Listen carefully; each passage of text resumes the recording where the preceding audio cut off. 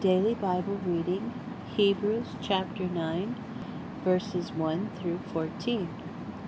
Now the first covenant had both regulations for worship and a holy place here on earth. A tent was set up, the outer one, which was called the holy place. In it were the menorah, the table, and the bread of the presence.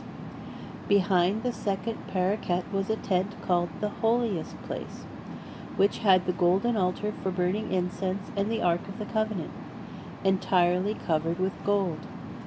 In the ark were the gold jar containing the manna, Aaron's rod that sprouted, and the stone tablets of the covenant. And above it were the cherubim representing the Shekinah, casting their shadow on the lid of the ark. But now is not the time to discuss these things in detail. With things so arranged, the Kohanim go into the outer tent all the time to discharge their duties, but only the Kohen Hagadol enters the inner one, and he goes in only once a year, and he must always bring blood, which he offers both for himself and for the sins committed in ignorance by the people. By this arrangement, the Ruach HaKodesh showed that so long as the first tent had standing, the way into the holiest place was still closed.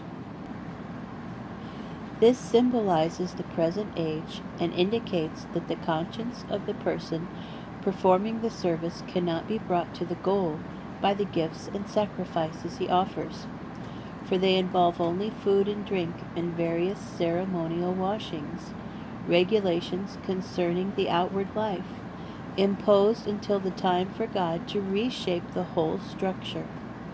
But when the Messiah appeared as Kohen Gadol of the good things that are happening already, then, through the greater and more perfect tent, which is not man-made, that is, it is not of this created world, he entered the holiest place once and for all. And he entered not by means of the blood of goats and calves, but by means of his own blood, thus setting people free forever. For sprinkling ceremonial unclean persons with the blood of goats and bulls, and the ashes of a heifer restores their outward purity, then how much more the blood of the Messiah, who, through the eternal Spirit, offered himself to God as a sacrifice without blemish, will purify our conscience from works that lead to death, so that we can serve the living God.